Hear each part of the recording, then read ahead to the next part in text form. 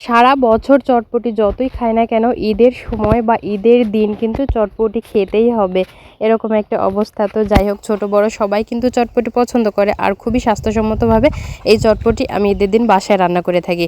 তো আমি যেভাবে চটপটিটা রান্না করি খুবই সহজ রেসিপিতে আজকে আপনাদের সাথে শেয়ার করব। চলুন তাহলে দেখে নিই এই মজাদার চটপটির রেসিপি। প্রথমেই আমি এখানে প্রেসার কুকার নিয়েছি, প্রেসার কুকারে চটপটিটা রান্না করব আজকে।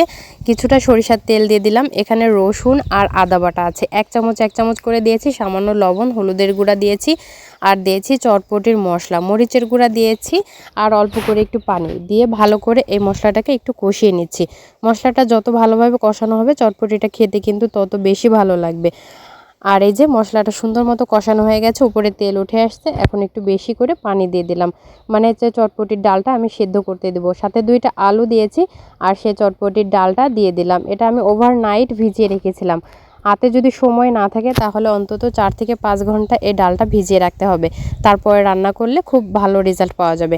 তো এই তো তারপরে এই যে দিয়ে দিলাম প্রেসার কুকারে, সব কিছু দিয়ে নাড়িয়ে চাড়িয়ে এখন আমি এটাকে সেদ্ধ করে রান্না করে নেব একটু ঝোল ঝোল করে।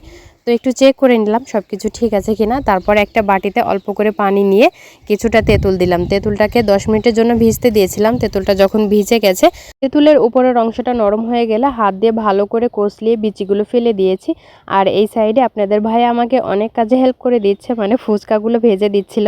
তাই যাই হোক, এই সাইডে ফুচকাগুলো ভাজা হচ্ছিল আর আমার তেঁতুলের কাঠটাও বের করা হয়ে গেছে। এখন টকটা তৈরি করে নেব। পরিমাণ মতো শুকনো মরিচের গুঁড়া, তারপরে দিয়েছি আমি টালা জিরা গুঁড়া, স্বাদ মতো লবণ দিয়েছি, আর হাফ চা চামচের মতো চিনি দিয়েছি, আর চটপটির মশলা দিয়েছি হাফ চা চামচের মতো। সব কিছু গুলিয়ে নিলেই হয়ে যাবে ফুচকা বা চটপটি খাওয়ার জন্য মজাদার এই টক। আর এই ফুচকাগুলোও ভাজা হয়ে গেছে। আর চটপটি খাওয়ার জন্য এখানে ধনিয়া পাতা, শসা, টমেটো, কাঁচামরিচ, পেঁয়াজ সব কিছু কুচি করে নিয়েছি।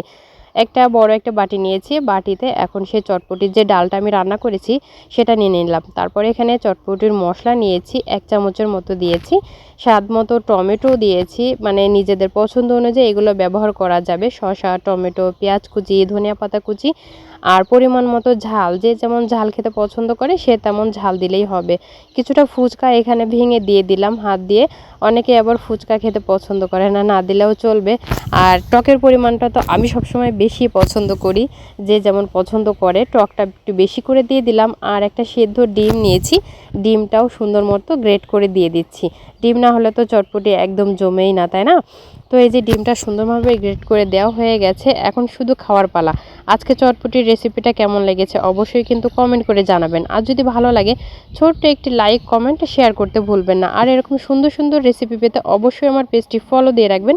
আর ইউটিউব থেকে দেখলে অবশ্যই আমার চ্যানেলটি সাবস্ক্রাইব করে রাখবেন। সবাই ভালো থাকবেন, আমাদের জন্য দোয়া রাখবেন। আল্লাহ হাফেজ।